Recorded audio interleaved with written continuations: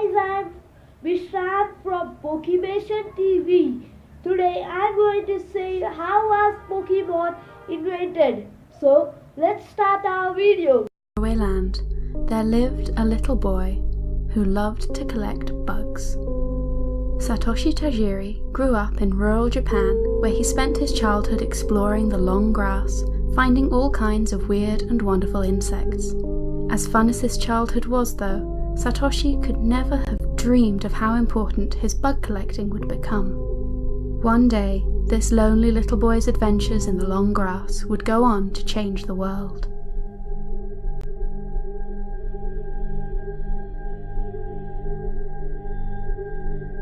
Not every aspect of Satoshi's youth went well. Satoshi was not exactly a model student. He found it hard to concentrate, didn't get along with his teachers, and had a difficult time remembering the lessons he'd been taught. Years later, Satoshi was diagnosed with Asperger's syndrome, but at the time, his teachers simply thought he was lazy. Even from a young age, Satoshi's real passion was video games. He would spend hours of his free time at the local arcades, sinking coins into the machines in a goal to be the very best at every new title. At one point, to show his appreciation to Satoshi for his dedicated interest in video games, an arcade boss gave him a present, his very own Space Invaders cabinet. Satoshi's love of games spilled out into a desire to understand them better. At one point, just for fun, Satoshi took apart his Nintendo Famicom to learn about how it worked. He focused on his love of video games and decided that playing these games wasn't enough. He started working on his own fanzine, sharing all the secrets and tricks he picked up over his years of gaming. Satoshi put his heart and soul into the zine. The first issue was written entirely by hand and photocopied at a local store. He named his finished product Game Freak. The magazine found its way to a lot of young people who, like Satoshi, had a real passion for video games. One of these people was Ken Sugimori, a kid around Satoshi's own age who had a passion for drawing. He contacted Satoshi, telling him how much he loved Game Freak, and the two struck up a powerful friendship as they bonded over their love of gaming. Ken started helping Satoshi with the magazine, lending his artistic talents to give Game Freak a more polished feel.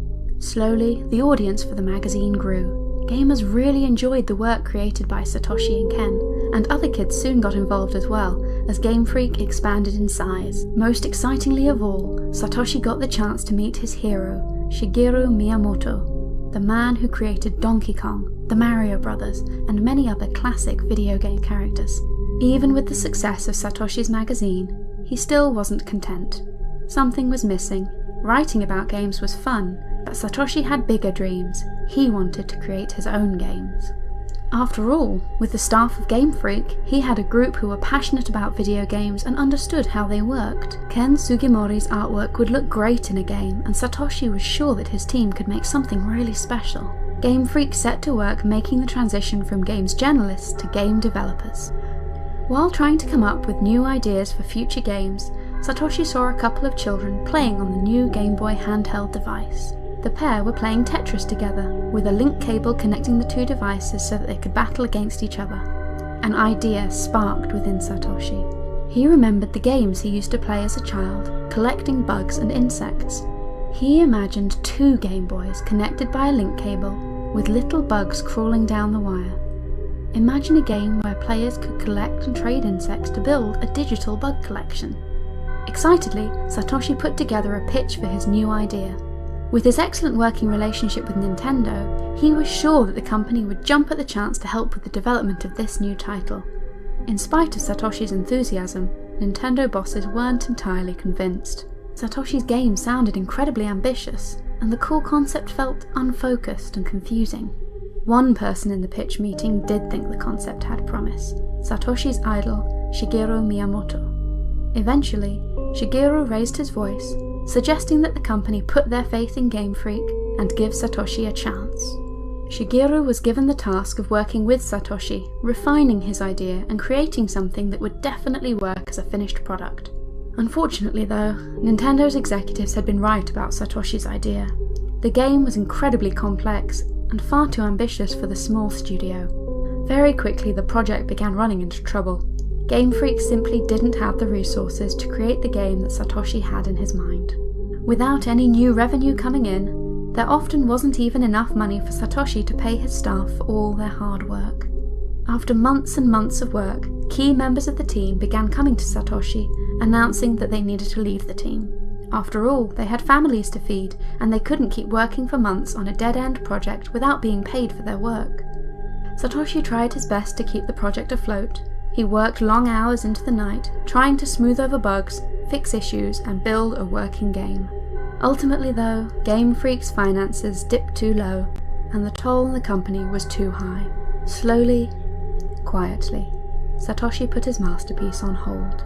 The company would have to work on smaller, less ambitious titles that were more likely to turn a quick profit. Time went on, and in spite of the failure of Satoshi's big project, Game Freak was able to bounce back. All through their development, Shigeru Miyamoto kept an eye on the company, and as the years passed, he gave them opportunities to work on key Nintendo brand titles. One such game, a puzzle title named Yoshi's Egg, ended up being a huge hit. The title saw worldwide success as players in America fell in love with its addictive gameplay. The game brought in unprecedented revenue, giving Game Freak a boost of extra cash that Satoshi could invest in whatever he wanted. He knew exactly what to do with it. Excitedly, he told his team to resume work on their monster collecting game several years after it had been put on hold. Development wasn't easy. Even with more money to spend on the project, the idea was incredibly ambitious and far more complex than anything else Game Freak had worked on. Finally though, the team patched together a finished version of the game. It wasn't particularly pretty, and it had plenty of bugs and rough edges, but Satoshi loved it.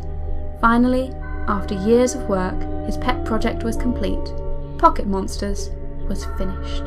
A regular manga, an animated series, and an enormous wave of merchandise followed shortly after. Pocket Monsters became a cultural phenomenon, even crossing over to the other continents as an entire generation became obsessed with trying to catch 'em all. Satoshi's dream had finally been realised. After decades of work, he'd not just made a successful company, he'd changed the world. If there's a moral to this story, it's this. Never give up on trying to find your place in the world. You might feel trapped in school classes or a job that aren't right for you. You might have people telling you to give up on your pet projects or trade in your passion for a simpler, easier time of things. Don't give up. Keep seeking your dream. Even if it takes years and years and years, it'll be worth it when you finally succeed. Above all, just make sure that whatever you do with your life, you spend it doing something that you love.